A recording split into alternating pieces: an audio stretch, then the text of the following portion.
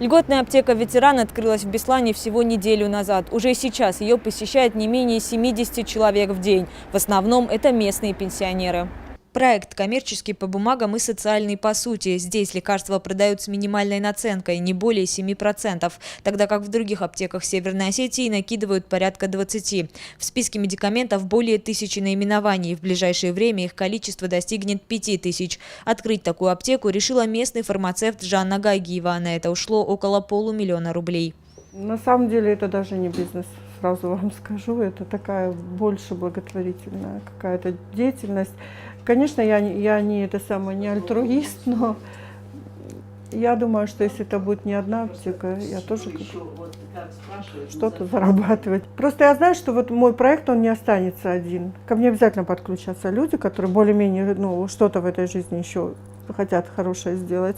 Поэтому я пока его начала. В конце каждого месяца в аптеке будет проходить благотворительная акция. Представив удостоверение, пенсионер сможет бесплатно получить медикаменты первой необходимости. Это корвалол, андипал, цитрамон и другие лекарства. Список нуждающихся в помощи помогут собрать местные соцработники. Также в него включат пожилых людей, которые остались без попечения.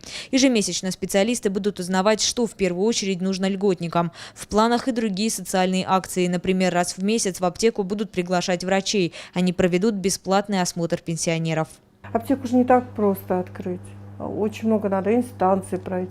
Для пенсионеров закуток сделать – это себя не уважать. То есть, я очень здесь старалась, чтобы им было удобно, тепло, красиво. И каждая аптека будет такая же.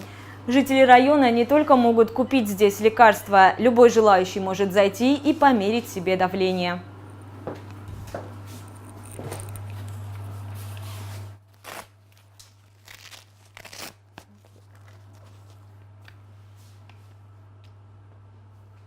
Скоро аптека будет работать круглосуточно. Кроме того, уже организовали бесплатную доставку медикаментов для инвалидов, ветеранов войны и труда, пенсионеров. Такие льготные аптеки вскоре появятся во всех районах Северной Осетии.